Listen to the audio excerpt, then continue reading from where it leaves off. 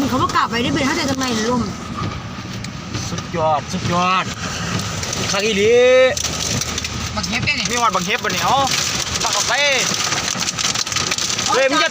จอดใกล้อันต้นไม้ไรยับไปอีกนิดเดียวข้านไปยังสินะบักเฮ็บก็สร้าง โอ้โหแมนนี้ออกจากเสาไฟก็ต้นไม้แม่เด้อเดี๋ยวไปเห็นเลยต้องจอดถ้าจะไปจอดกดง่ายปะบักเฮ็บโอ้ยเทพอนะ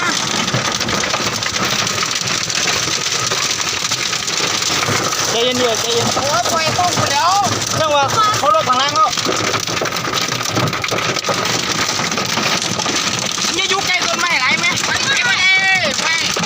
ถอยที่ล่ะก็ไม่รถรถปะจะชั่วโมงแล้ววันนี้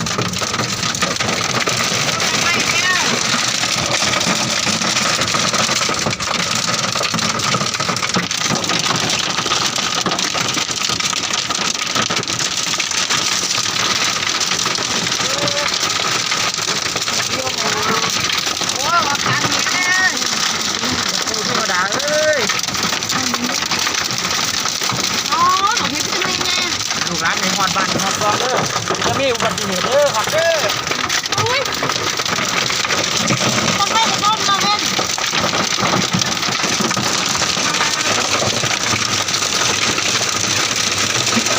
กูมียังบังให้เขาอีกมัน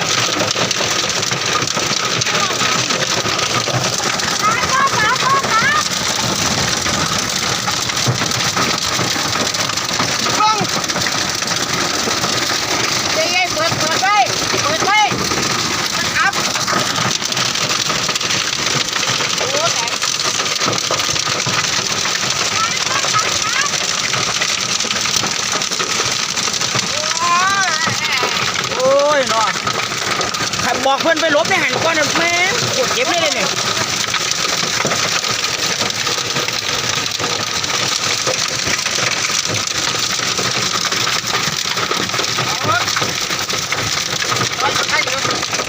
เห็นแล้ว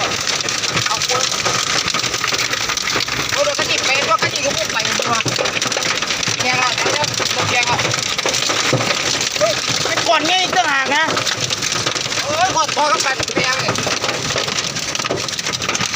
เฮ้ยต้นไม้รถทับตายกูล่ะทั้งวันเลยไปไว้เองมาดิ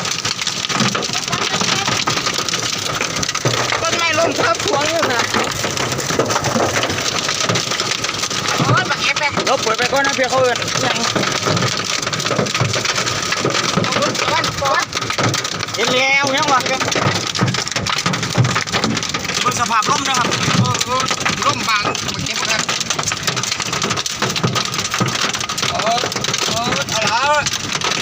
เอา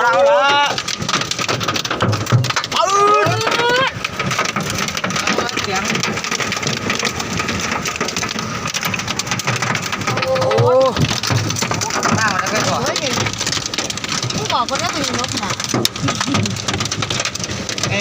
คนเป็นไงเนาะหลังเรา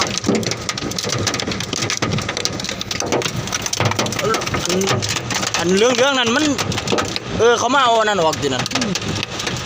ก็คือบัวฟ้าออกกันนั่นไปจอดยังอยู่หันมันเนาะแบบเดย์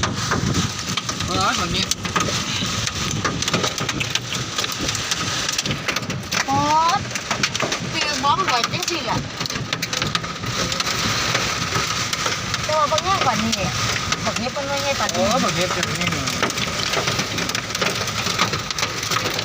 สุดยอด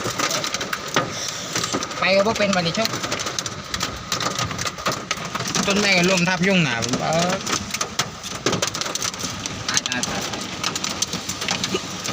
อยากตะกระจกรถแขกเลยเอามันไม่แห้งอย่างนี้ทั้งนี้เสียงมันเงียบจะมานุ่นเสียงมันแห้งตกวันก้นคอมาทางบ่อันจะลมเดียวข้างหลังไม่ได้ห่วงเลยหรอกห่วงแต่คนข้างหลังเลยจังหวะเนี่ยคุ้มมากเลยก็เนี่ยไปไม่ได้เลยติดกัดเลย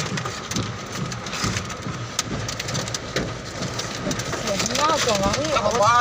มันมีใครก็ว่าอาสา ตัว หวัง หืม มันต้องมีคนอาสา อาสาแบบไหน งานไม่ลงทับลงหนัง เดี๋ยวกูให้บักเฮ็บมันเบิดก่อนเนี่ย โอเคหมดแล้วโอเคหมดแล้วแต่ว่าเล็เม็ดหน่อยอยู่ แต่กูย่านล้มเนี่ย แต่ว่าพอกระปั้นมาหันโอ้มีอยู่ ป้าทองคำปั้นน่ะสุดยอด เป็นน้ำแข็งเป็นก้อนให้ปั่น หนวลคนถูก เมืองไทยนะครับเด้อเมืองไทยนะครับ โอ้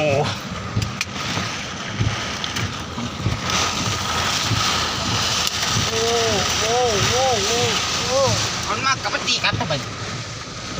เอามันตีกัน มันหมุนแหมล้มหมุนแหม